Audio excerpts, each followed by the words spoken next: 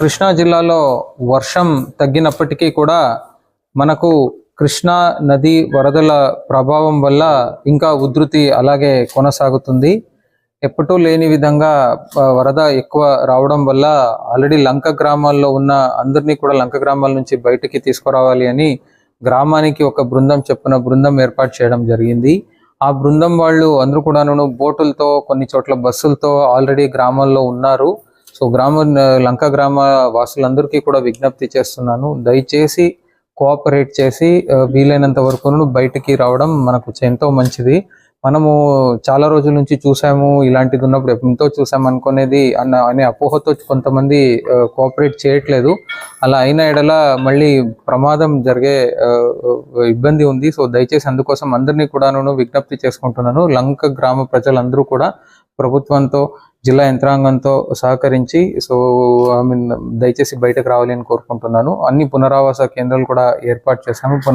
పునరావాస కేంద్రాల్లో కూడా అన్ని సదుపాయాలు కూడా పెట్టడం జరిగింది.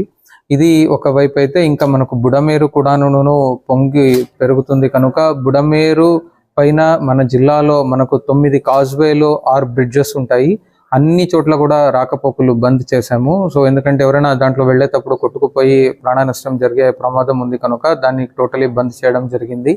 సో మళ్ళీ మనకు ఇప్పుడు కొంచెం ప్రవాహం కూడా పెరుగుతుంది కనుక ఫ్లడ్ బ్యాంక్స్ ఏమున్నాయి, ఆ ఫ్లడ్ బ్యాంక్స్ మొత్తం కృష్ణా రివర్ ఫ్లడ్ బ్యాంక్స్ మొత్తం బృందాలు ఏర్పాటు చేసి వాళ్ళు ఫ్లడ్ డ్యూటీ భాగంగా ఎక్కడైనా క్రాక్స్ ఉన్నాయా, ర్యాట్ హోల్స్ ఉన్నాయా, వీక్ ఉందా బండు అనేది ఆల్రెడీ ఆరా తీసి దాంట్లో కొన్ని పాయింట్స్ని ఐడెంటిఫై చేయడం జరిగింది. ఆ పాయింట్స్ని మళ్ళీ స్ట్రెంథన్ చేసేదానికి శాండ్ బ్యాగ్స్ని కూడా ప్రిపేర్ చేస్తున్నాము. అవసరం ఉన్న చోట క్యాజురీనా బల్లీస్ని అన్నీ కూడా ఏర్పాటు చేసి సంసిద్ధంగా ఉన్నాము. సో జిల్లా యంత్రాంగం మొత్తం అప్రమత్తంగా ఉంది. సో ప్రజలకు ఎటువంటి ఇబ్బంది లేనట్టు చూసుకుంటాము. సో ఈ నేపథ్యంలో రేపు కూడా జిల్లాలో ఉన్న ప్రతి పాఠశాలకు కూడా సెలవు డిక్లేర్ చేయడం జరిగింది. ప్రైవేట్ పాఠశాలలకు కూడా సెలవులు డిక్లేర్ చేయడం జరిగింది, ఇంక్లూడింగ్ ఇంటర్మీడియట్. సో దయచేసి దీన్ని ఏమైనా ఎవరైనా ప్రైవేట్ విద్యాసంస్థలు ఉల్లంఘిస్తే ఖచ్చితంగా దానిపైన యాక్షన్ తీసుకుంటాము.